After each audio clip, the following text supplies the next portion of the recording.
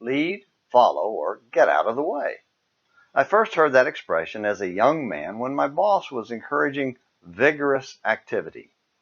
As a highly motivated person trying to get a job done, the last thing he wanted was an indecisive worker to get in the way and slow the job down. That axiom is good for life in general as well as work. Few things are more frustrating than being in a hurry and getting stuck behind someone who isn't and is oblivious to everyone else around them. We should be conscious of people around us and at least get out of the way, even if we're in no hurry. This phrase should come to mind when we're reading the book of Joshua. In the first chapter, God told Joshua to get up and go and lead Israel across the Jordan into the promised land, Joshua 1 verse 2. Joshua was given the job of leading, so he immediately sent his officers among the people to get them ready to go, Joshua 1 verses 10 and 11.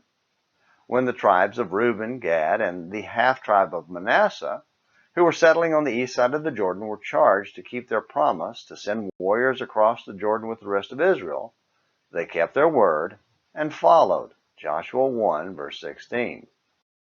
On the other side of the Jordan were several nations who needed to just get out of the way. Their cup of iniquity was full, Genesis 15 verse 16. And God was ready to pour out his wrath on them by sending his people in to take the land that he had given them. Joshua chapter 1 verses 2 through 4, verse 6, verse 11, verse 13, and verse 15 talk about him giving them this land. The taking was so certain that God promised Joshua that no one would be able to stand before him. Joshua 1 verse 5. When it comes to the work of God, let's get out of the way and follow. Let's imitate those Israelites who followed Joshua by following our true leader, Jesus.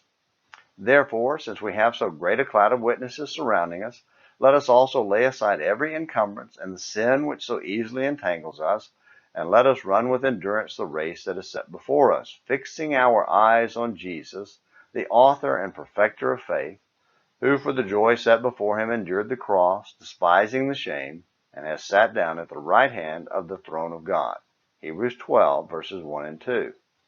Physical Israel followed Joshua into an earthly promised land.